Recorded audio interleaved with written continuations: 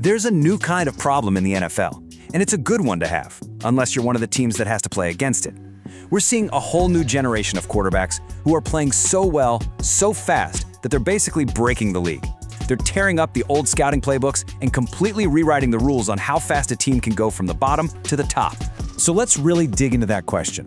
What actually happens? You've got a handful of players who are just completely turning a multi-billion-dollar league on its head. And it's forcing every single owner, every general manager, every coach to look in the mirror and question everything they thought they knew about building a winning football team. It all starts right here, with rookies who step onto an NFL field for the first time. And because they spent years in these high-powered, fast-paced college offenses, they look like they've been in the league for a decade. From day one, they're a problem. And here's the thing, it's not a one-off, it's a pattern. Another year, another rookie. Another team that was supposed to be rebuilding for years is suddenly a contender. This isn't some kind of fluke, it's a full-blown phenomenon. And honestly, it seems to be speeding up every single season. But the problem gets even weirder, because it's not just the top draft picks. It's guys like Brock Purdy, Mr. Irrelevant, the very last pick in the draft. He defies all logic and forces this really uncomfortable question across the league. Is this guy an elite talent that 31 other teams completely missed? Or is he just a product of a perfect system? The fact that nobody can agree, that is the problem. Then you get the guys who have to wade through an absolute tidal wave of criticism before they even take a snap. You know, the players who get labeled a diva or a bust by anonymous sources. And then they just go out and win, making all those so-called experts look, well, pretty foolish. And finally, maybe my favorite type of problem QB, the comeback story. The guy who was written off, called a bust, and left for dead. He finds a new team, resurrects his career, gets a monster contract, and becomes a nightmare for the rest of the league. It forces front offices to ask themselves a terrifying question. Was he the problem, or were we? Okay, so let's break this down. First up, we've got to talk about those rookies. The guys who show up seemingly fully formed, who are just immune to that brutal NFL learning curve, and who instantly change everything for their new team. I mean, just think about this for a second. This kind of turnaround just isn't supposed to happen, not this fast. You have a team that's in the absolute basement of the league, picking at the very top of the draft, and overnight they become a legit contender, all because of one player. It's unbelievable. And let's put this into some historical perspective, because the numbers here are just wild. This isn't just a good rookie year. Statistically, it's one of the greatest rookie seasons of all time. I mean, look who he's up there with. Dak Prescott, RG3, Russell Wilson, CJ Stroud, who just did it himself. That's not just good company, that's elite company. This proves that this level of immediate success is becoming the new standard. Okay, now let's pivot to Drake Maye, because his story takes this whole thing to an entirely different level.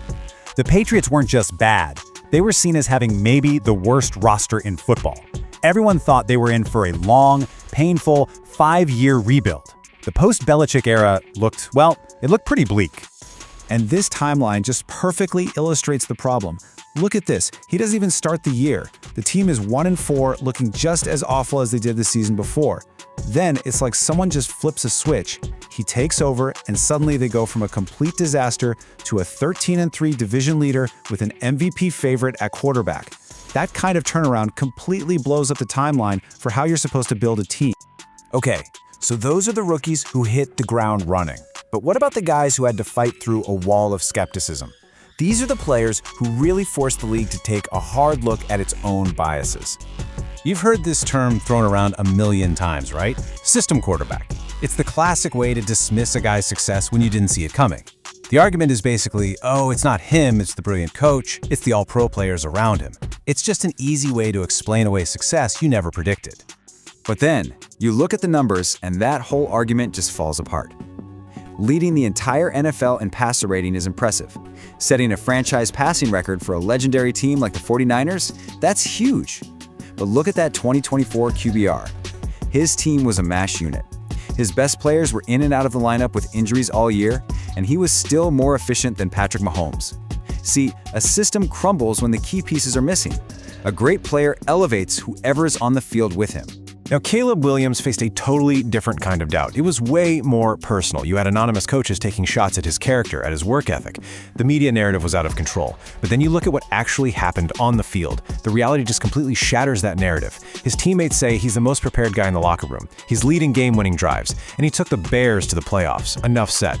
And then you have the Sam Darnold story. This timeline is just something else. He goes from being a league-wide joke for seeing ghosts with the Jets to being a forgotten man in Carolina. I mean, his career was pretty much over. Then he gets into the right situation in Minnesota, and he just explodes. And now he's a $100 million quarterback leading in #1 seed. Darnold's success isn't just a story about him. It's a harsh lesson for all the teams that gave up on him. So, Sam Darnold's story is really the perfect bridge to the big picture here. His comeback forces teams to ask if they gave up too soon. And when you mix that in with rookies dominating right away and late-round picks becoming stars, you get this fundamental shift in how the entire league has to operate. And this is the real impact. This is the core of the problem. The old scouting models that only cared about height and arm strength, they're broken. The biases against mobile quarterbacks, shattered. Defenses are scrambling to figure out how to stop these guys. And maybe most importantly, the whole idea of a long, painful 5-year rebuild, you can just throw that idea out the window. A rebuild can happen in 5 months now. Yeah, this quote right here just hits the nail on the head. These quarterbacks aren't just putting up stats, they are forcing a philosophical change across the entire league. They're living proof that the old ways of finding and evaluating talent just don't work anymore. And any GM who doesn't adapt is basically guaranteeing they'll be looking for a new job soon. So all of this, the rookies, the guys who defy the doubters, the incredible redemption stories, it all leads us to one final, huge question about the future of the NFL. Because let's be clear, this isn't a fluke, it's the new reality. The pipeline of pro-ready, dynamic, game-breaking quarterbacks coming from college is only getting stronger. So the teams that can adapt, the ones that change how they scout and how they coach, they're gonna thrive. But the teams stuck in the past, trying to play by the old rules, they risk being left behind for good.